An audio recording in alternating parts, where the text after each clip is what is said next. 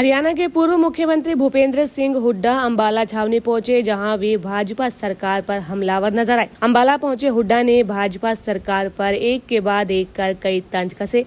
हुड्डा ने भाजपा पर तंज कसते हुए कहा कि कांग्रेस घर घर तक पहुंच गई है और भाजपा अभी पन्नों में ही अटकी हुई है। इसके साथ ही हुड्डा ने बड़ा बयान देते हुए कहा कि कांग्रेस की सरकार बनते ही प्रदेश से कौशल रोजगार निगम को खत्म कर दिया जाएगा और 2 लाख पक्की नौकरियां दी जाएगी। वहीं 5 महीने के बाद शंभू बॉर्डर को लेकर हुड्डा ने कहा कि आवागमन बंद नहीं होना चाहिए। तो वहीं हुड्डा से जब कांग्रेस की टूट फूट पर बात की गई तो देखिए कैसे वे इस सवाल से निराश नजर आए। जो ये लोकसभा के नतीजे आए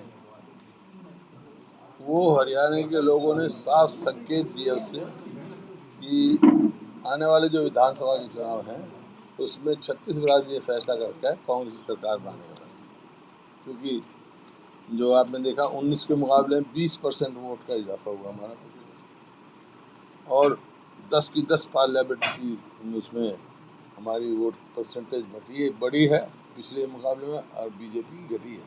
यही 90 की 90 असेंबली कॉन्स्टिट्यूंसी में हमारे वोट शेयर बढ़ा है पिछली बार के मुकाबले में, और बीजेपी का घटा है।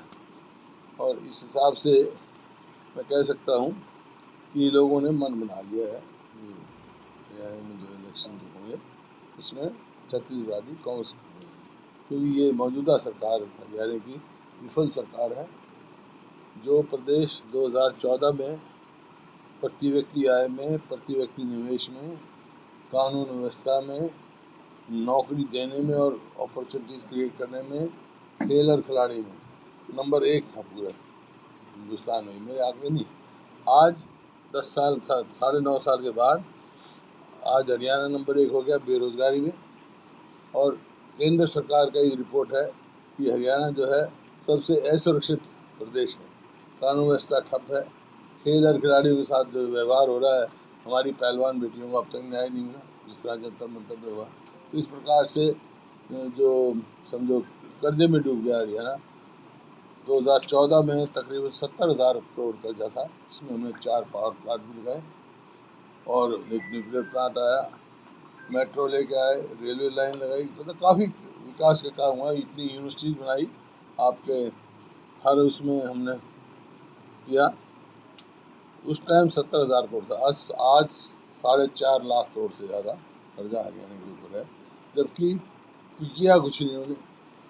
कोई एक यूनिट बिजली की पैदा नहीं करी, एक मेट्रो का पोल नहीं बढ़ाया, एक रेलवे लाइन की बात नहीं करी, एक कोई बड़ी यूनिवर्सिटी नहीं बनाई, या जैसे संस्थान हमने बनाए थे मतलब पूरे हरियाणा में, चाहे वो नेशनल फैशनल टेक्नोलॉजी वो हो जो वहाँ पे पंचकुले में था, चाहे national institute of design Kurukshetra का हो, मेडिकल कॉलेज इसका हो करनाल का हो, मेडिकल कॉलेज फरीदाबाद हो, पहली जो है यूनिवर्सिटी आर्मी यूनिवर्सिटी का गुड़गांव में हमने रखा, डिफेंस यूनिवर्सिटी जो है वो रखवाया, और एम्स आई, IIM आया, IIT के एक्सटेंशन आए, राजीव गांधी एजुकेशन सिटी बना, नेशनल लॉ स्कूल बना।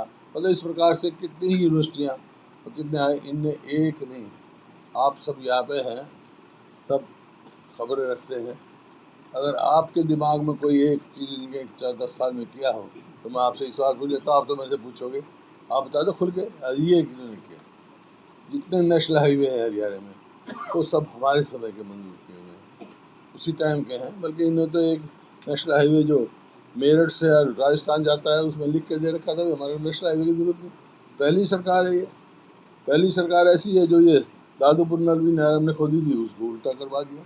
तो ये तो कोई अचीवमेंट नहीं, उपलब्धि कुछ नहीं है सरकार की। तो आज सारे वर्ग इससे उनके किसान की आमदनी दुगनी करने की बात करी इन्होंने, आमदनी दुगनी करी नहीं, लागत दुगनी कर दी। 2014 में क्या डीजल का भाव था, क्या खाद का भाव था, क्या कीटनाशक दवाई का भाव था, आज क्या भाव है। जो MSP में इजाफा देते हैं वो ना के बराबर देते हैं। अब लागत तो पिछले साल में अब इन्होंने खाद की MSP बताई है, और MSP में इजाफा इन्होंने किया 5%, लेकिन लागत बढ़ गई 20%। तो किसान तो कर्जे में डूब रहा है। तो इस प्रकार से हर वर्ग जो गरीब आदमी के लिए 100-100 गज के प्लॉट थे हमारा स्कीम, वो इन्होंने ठप की।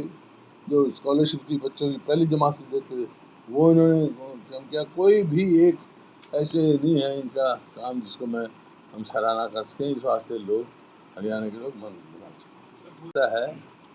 इन्होंने चाहे वो आंगनबाड़ी हो, चाहे सरपंच हो, चाहे मनरेगा के मेट हो, चाहे सरकारी कर्मचारी हो, जो भी गया सबको लाठियाँ चलाई। अब आज जब चुनाव का देख के ये झूठी घोषणाएं अब कह दिए, जैसे हमारी 100-100 गज के प्लॉट की थी, हमने 4 लाख अलॉट कर दिए थे और 3 लाख चिन्हित कर दिए थे। अब ये पता नहीं पड़ रहा था 15,000 प्लॉट दे रहे हैं 30-30 गज के। सिर्फ झूठी घोषणा है, ना तो आइडेंटिफाइड है वो, ना प्लॉट निकाले हुए हैं, ना बिजली का इंतजाम है उनका, ना पानी का इंतजाम है।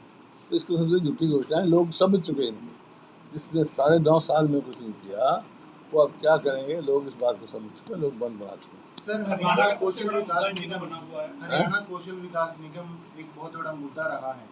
क्या आपकी सरकार आने पर उसमें कुछ तब्दीली करेंगे, उसको खत्म करेंगे, या ये जो लगे हैं इनको परमानेंट देखिए जो कौशल रोजगार निगम है ये हरियाणा के युवाओं के साथ खिलवाड़ है।